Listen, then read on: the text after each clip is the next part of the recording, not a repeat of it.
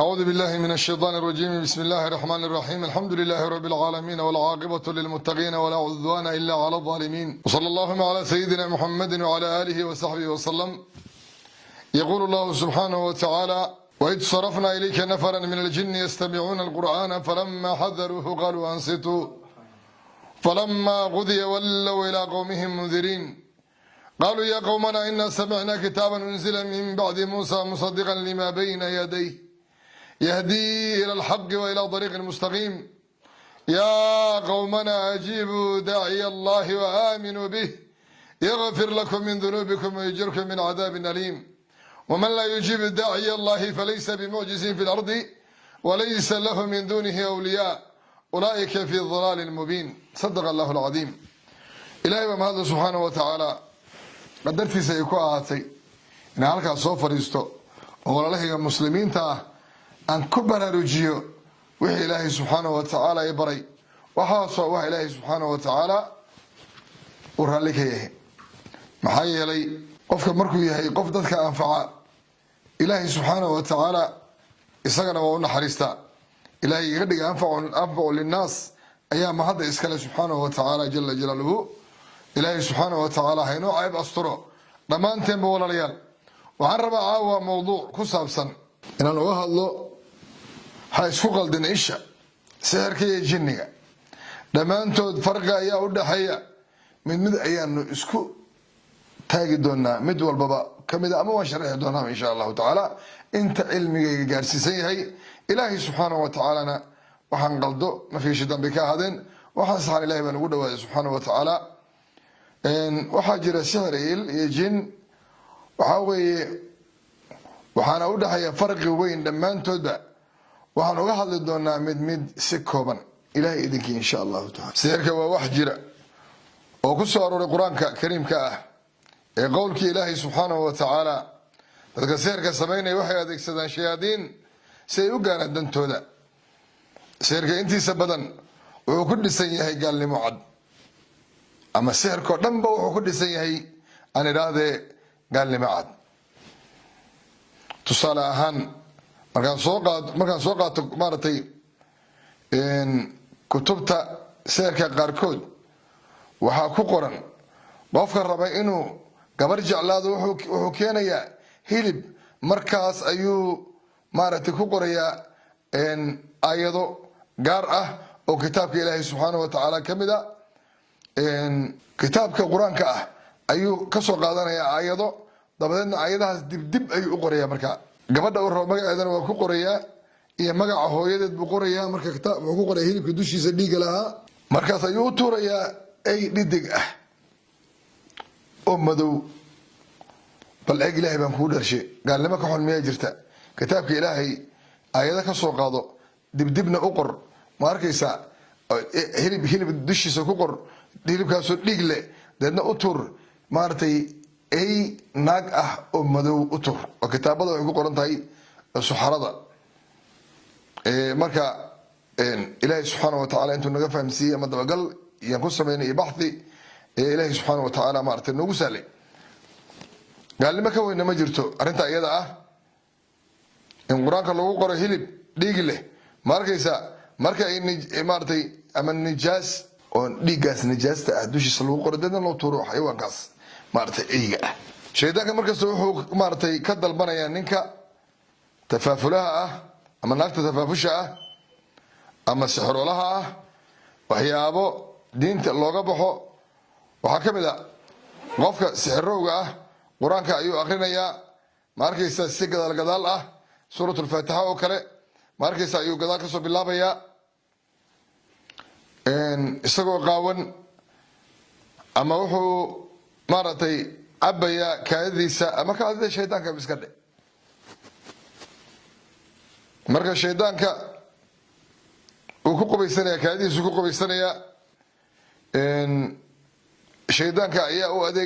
u maartay u adeegaya maadaama uu ka helay wixii uu faray maadaama uu ka helay qofkan shaydaankan wuxuu u sameynaya wax xalaal wuxuu doono.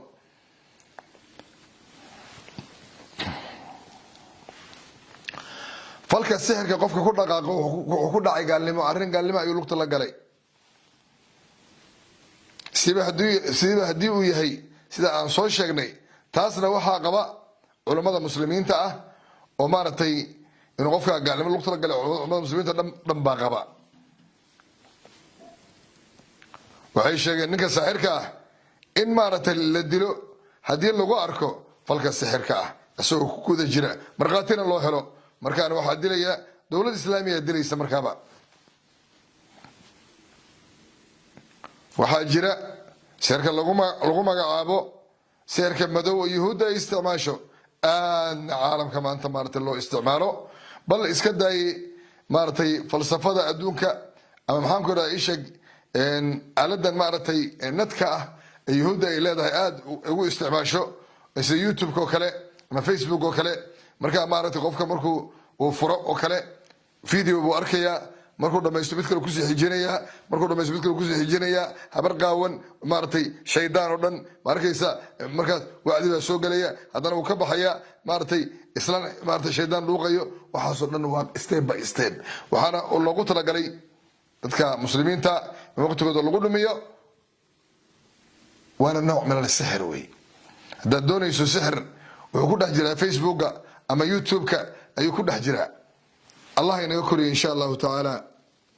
ama twitterka iska dhe ama saasoo kale waxyaaba fara badan oo aaladaha dhammaan ay yuhuudda xakunta ayaa laga helaa. isha maxaa laga wadaa? isha walaal, isha waxaa weeye dad badan, dad waxaa jira qalbiyadooda ay nadiif ahayn oo dabcan waxaa ilaahay siiya dadka addoomaha ayay ku mashquulaan, qalbigooda nadiif ma aha. guriga imanayaan waxay eegayaan waxa guriga yaalla, gaariga, guriga, beerta, derbiga, guriga, qolka jiifka, saasoo kale indhahooday saas jecel yihiin inay wax walba ku fiiriyaan ayay jecel yihiin. marka waxaa ilaahay dadka siiyey ayay ku mashquuleen, kuwaasoo ah kuwa qalbigooda wasaqaysan yahay. keyrka ilaahay siiyey ummadda ayay ku mashquulsan yihiin, ama hantida ilaahay siiyey bay ku mashquulsan yihiin. marka wuxuu arkaya ilmaha uu arkaya, ama adoo caano siinaya laga yaaba inuu arko, markaasuu leeyahay alla masaasadii miyuu dhamaystay oo ilmo qurux badan baa dhashay, alla ilmaha buuranaa oo tayda waa socon laadahay oo qushi maxaa naga galay, teeda maxaa ka galay qofkan, taadadi maxaa usii sheegaysaa, adiga iska hayso. xaasidnimadaada waxaa ma qarin kartid, ilama haatay qof u bartay inuu dadka muslimiinta ku mashquulo. marka waxay leedahay tayda ma socoto, taadana way socotaa. cunugaa saameyn bay ku yeelanaysa halka ay tiri, waana isheedii weeye markaa, ama ishii nin ha ahaado ama nag ha ahaado, ishoodii weeye. ilmaha waxaa laga yaabaa inay cunaan, cunugii yaraa ee hadda ka hadlaysa laga yaabaa inay cunto. waxaa laga yaabaa inuu yidhi alla gaarigaa qurux badanaa goormaa soo gaday, haddaadan dhihin maasha allah dheh. soomaalida maba taqaano maasha allah, waaba ka xanaaqaanba ya. haddaad tirahda maasha allah wayba ka xanaaqayaanba. ilaahay subxaana watacaala ayaa maarata mahad iskale. isla markaaba ilmihii yaraa saameyn bay ku yeelanaysaa wixii markaa qofka uu yidhi. cunugina waa xanuunsanayaa, isla markaana waxaa weeye dhibba ugu imanayo. ishan waxay u dhacday hadalkii uu yidhi oo ahaa ilmaha qurux badana nasiib baa leedahay, ilmo qurux badan baa dhashay, ayaa dhashay. waa xasad wey, dada dhihin maasha allah dheh, markaana way ku dhamaatay. ilmahaasna ishaasaa ku dhacday. hadduu ilahay ugu talagalana uu dhiman, ilahay hadduusa ugu talagelina uu dhaawacmi, hadduu ilahay ugu talagalin uu dhaawacmi. haddii ilahay ugu talagalina hadduusa ilahay ugu talagelina saameyn kuma yeelanayso qofka hadalku yidhi, bal ilahay uma qorinba markaaba. marka isha waa wax jira weeye. nabigeena noo sheegay sal alla alay wasalam, alcaynu lxaqu walow kana shayun saabiqa lqadara sabaqahu lcayn, kama qaala alayh salatu wasalaam. ishu waa wax jira, hadday jiri lahayd wax qadarta ilahay, qadaha ilahay ka dheereeyo, ishaa ka horumari lahayd markaaba. marka waxaan oran karnaa ishu waa wax jira maaragtay oo saameyn leh wey. axaadiista nabiga sal alla alay wasalam kaasoo kale kusoo arooray, naxariistii nabadgelyo korkiisa ha ahaatee, wuxuu ka magangeli jiray isha nabiga sal ly slam xasan iyo xuseen, ilahay buu ka magangeli jiray subxaana wa tacaala. bal isaga nabiga sal lla lay slam ilahay ka magangeli jiray subxaana wa tacaala. markiisa acuudu bikalimaati illahi taamaati min shari ma qalaq, ma arkaysa allah ayaan ka magangelaya kelmadihiisa dhammaystiran shaydaan kasta iyo noolo kasta ma arkaysa iyo il kasta saasoo kale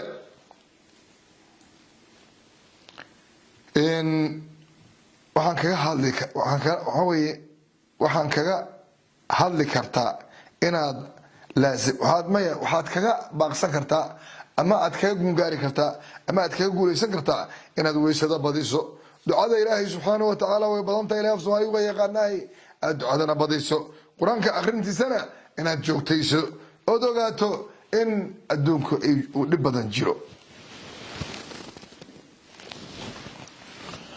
waayo walaalkayga muslimka ahow jinka waa maxay waxaa jira makhluuq ilaahay uu abuuray subxaanahu wa tacaala magaciisa la yidhahda jin oo aan anaga arkin oo isagana na arko si ilaahay subxaanahu wa tacaala noo sheegay isagii qabiiladiisa inayna arkaan oo koonkan maanta aan ku noolnahay ku nool baa jira ma arkaysa walciyaadu billah ilaahay naga koriyo waxay u kala baxaan muslim iyo gaal bay leeyihiin waa kuwa sida insiga u dhaqmo oo guura oo dega oo maxaan ku raa dukaamo leh oo guryo leh baawur leh iyo kuwa maaragtay bahalla ah oo maaragtay masaska iyo abeesooyinkii eeyaha iyo waxsaasoo kale laga abuuray iyo nooc fara badan oo badda ku nool saasoo kale oo xasharaad ah ma arkaysa baranbarada iyo dooliga iyo waxaas dhan way soo galayaan laakiin kulligood ma wada ah waa qaybo ka mid a waay ilahay baa naga qariyay subxaanahu wa tacaala marka qayb ka midna way duushaa waa kuwa sixirka qaada sixirlayaasha la shaqeeya agarkoodana waxay u badan yihiin yahuud bay u badan yihiin waa jinniga garbaha le way marka saddexdaas nooc ayuu nabiga noo sheegay sal lla alay slam inuu jinniga ka kooban yahay ilaahay subxaana wa tacaalana ha naga koriyo dhammaantiisba midkan maxaan ku ihahdaa ii sheeg bahalladana gaalo way agarkiisa midkan maxaan ku ihahdaa ii sheeg duulana waa gaalo weeye midkan sida insi u dhaqmaa muslim iyo gaal leh marka saasoo kale ilaahay subxaana wa tacaala ha naga koriyo iyaguna wayna arkaan annagana ma aragno si ilahay subxana wa tacala qur-aankan ku sheegay qofkii alla ugu talagalay unbay dhibaataynayaan markaaba ama saameyn ay ku yeelanayaan in badanoo jinniga ka mid a wuxuu joogaa meelaha najaasta badan najaasta meesha dhiiqada biyaha ay fadhiistaan saasoo kale bulaacadaha suuriyada bulaacadahooda biyaha meesha maaragtay saasoo kale waxaa dega jinnigaa dega markaaba ama masqulaha oo kale suuriyaasha oo kale suuliga uu dhex degan yahay allahuma inii acuudu bika min alqubthi walqabaa'ith haddaadan adkaarta ku gelin oo adoo nikinaya oo hees ay kuu daaran tahay maaragtay anuu dadka horaan nahay biliji heestii la dhihi jira hadday kuu daaran tahay ood meeshaas aad dhex gasho oo aad dhegaysato hadda waaba la dalacayba soomaalidii maaragtay banaanka aaday agarkoodii waxaa weeye ilaahay subxaana wa tacaala ha noo naxariistee waxaa weeye awlaadooda ilaahay baa garanaya xaaladday ku sugan yihiin marka musqusha dhex galaysaa markaas waxay daaranaysaa filil inta ay saxaroonaysa kaadinayso ayay fiirsanaysaa walciyaadu billah halkaasuu shaydaan ka imanaya saameyn buu ku yeelanayaa gabadha jaamacadda dhiganaysay ee fiicnayd musqushay la gashay video markaasuu jinniga uga soo dhexbaxayba ya markaasuu yidhi waa kana xabiibtay halkaasuu gabadhi maaragtay shaydaan ka raacay markaaba markaasoo gurigii bayta waa xanuunsanahay intaa laga hayaa kaale iskoolka aad jaamacadda ma aadayo I don't want ma doonayo saasoo kale qolkay gashay allah u naxariisto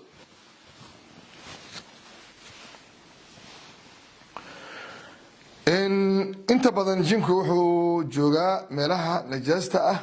maxaan ku raha isha geedaha oo kale ma arkaysa geedaha dhan mood ah geedaha qaarkood ma arkaysa duurka oo kale markaasoo kale waa degan yahay meelaha duurka ah maaragtay axaadiista waxay noo sheegtay nabigeena sal alla alay wasalam inay cunaan lafaha wuxuu noo sheegay nabigeena sal alla alay wasalam inay cunaan lafaha bal lafaha waxa cuno waa jinniga muslimka ah wey ilaaha garanaya laakiin waa jinniga muslimka nabigeena sal allahu alay wasalam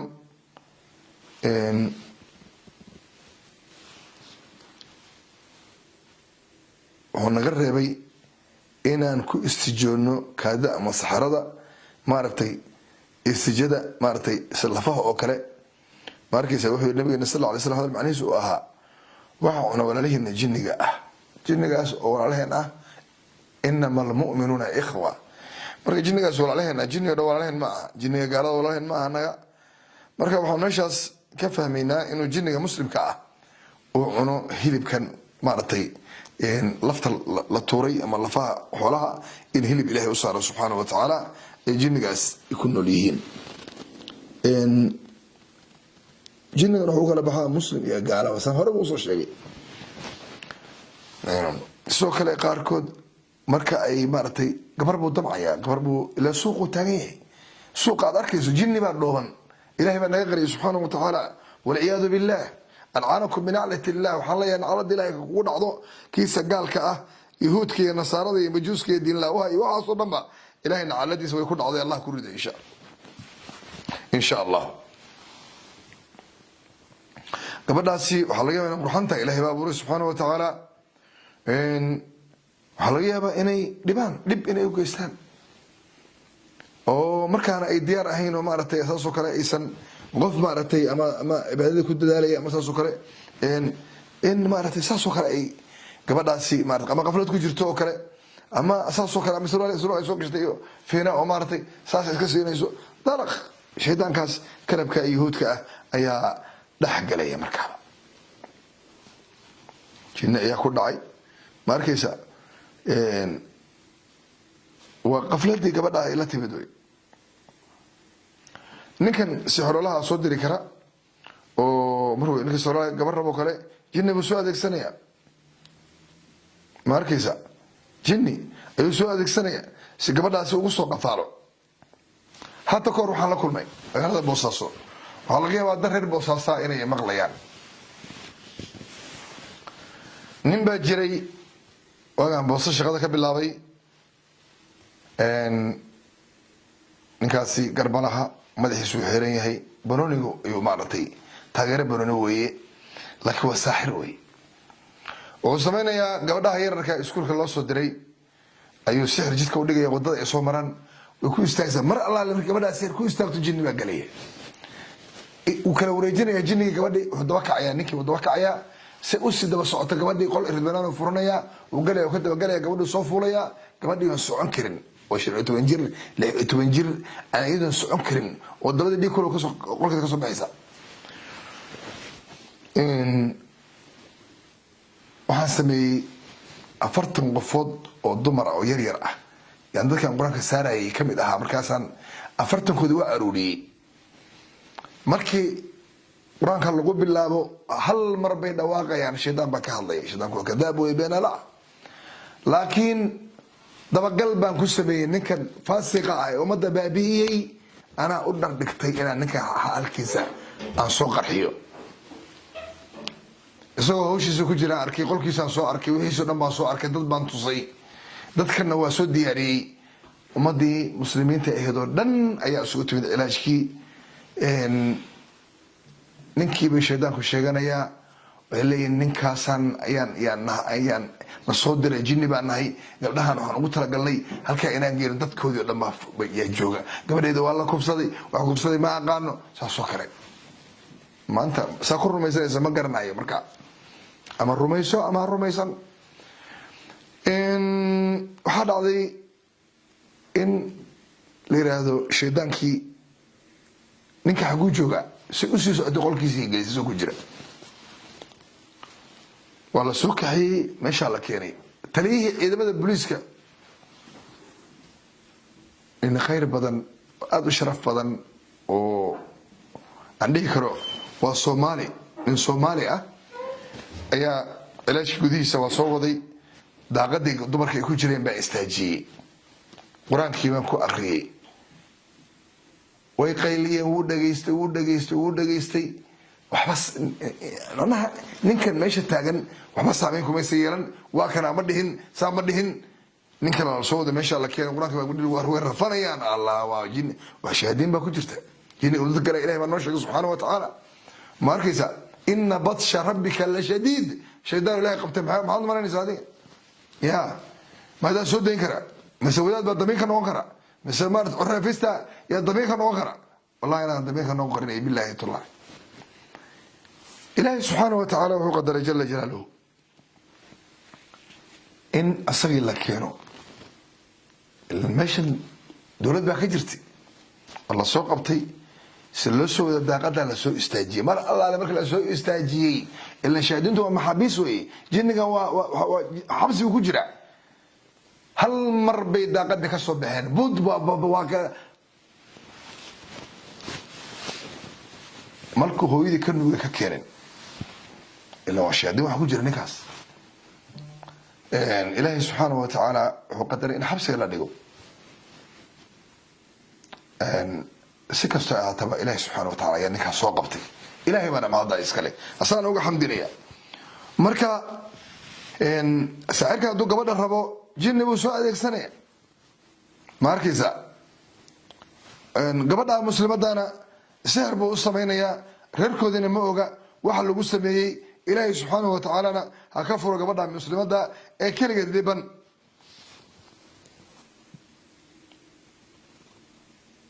isticmaalka ugu dambeeyey awoodda ugu dambaysa ninka saxirka uu adeegsan karo waa sixir weeya marka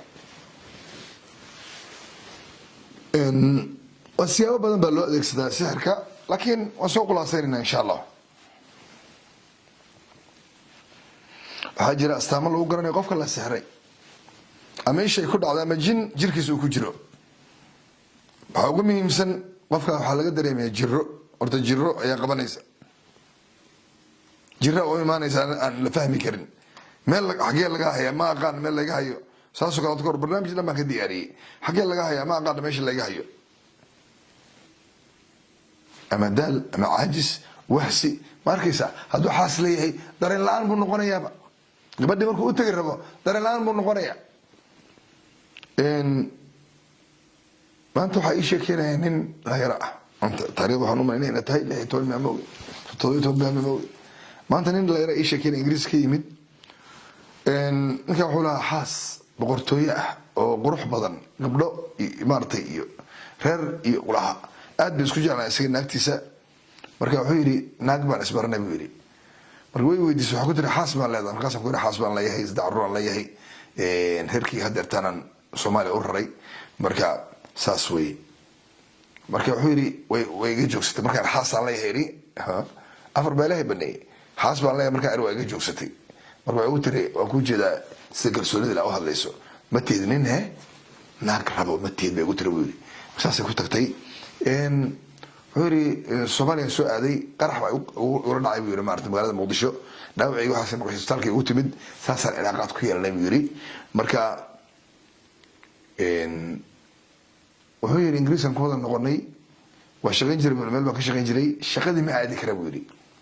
naagtii gurigeedaan tagayaa guur bay iga darabtay buu yidhi anu waxaan kura guur diyaar uma ihi